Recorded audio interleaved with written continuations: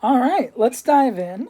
Today, I have a few kind of random examples I want to look at. I want to look at some problems involving substitution, including some harder examples, and I want to look at a couple of examples with symmetry. So, as I said, let's dive in. I want to start by considering two integrals that look very similar, but that we're going to solve using different methods. The first one is the integral of 2x over 1 plus x squared dx. And the other one is 2 over 1 plus x squared dx. And we can see these are identical, except there's a difference in the numerator. The first one has an x, 2x, and the other one does not have an x in the numerator. It's just 2 up there.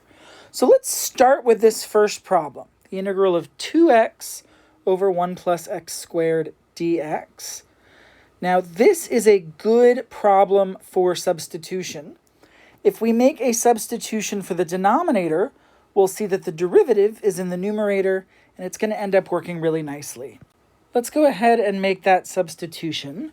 So we're going to let u be equal to 1 plus x squared.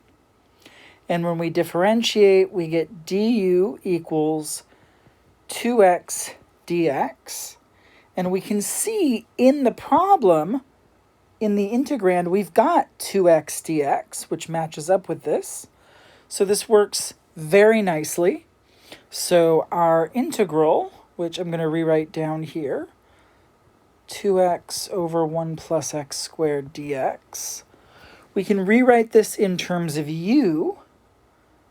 And so we've got a u in the denominator. And then that 2x dx is going to become a du on the side. And we're left with just 1 in the numerator. And we can absolutely integrate this. The integral of 1 over u is ln of the absolute value of u plus a constant. And we don't want to leave that in terms of u, so we're going to substitute back in 1 plus x squared wherever there's a u. And we end up with ln of the absolute value of 1 plus x squared plus a constant. Actually, we don't even need the absolute value there because 1 plus x squared is always going to be positive. So it's even a little bit nicer without putting that. Very good. Now the second problem is not going to work out nicely with substitution. When we made the substitution in the first problem, and we let u be 1 plus x squared, differentiating gave us 2x in front of the dx, and we had that 2x dx in our integrand.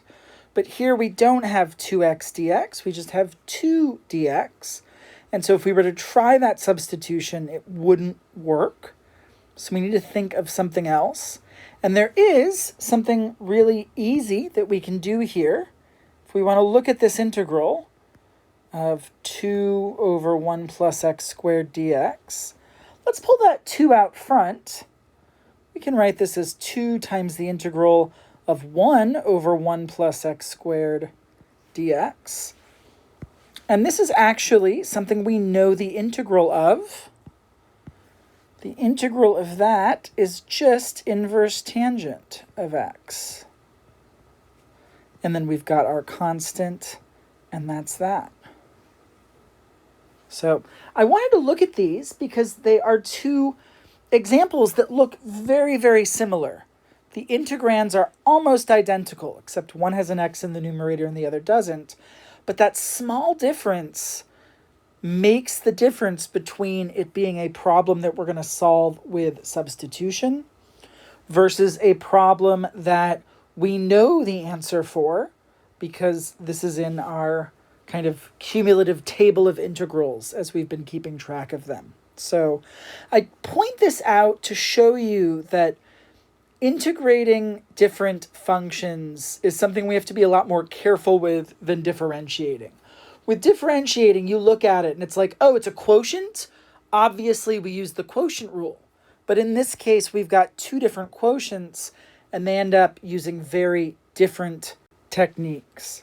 So I just want you to be aware that when you take Calc 2, there's going to be a lot of effort in being very careful and looking into choosing different techniques of integration. That's all.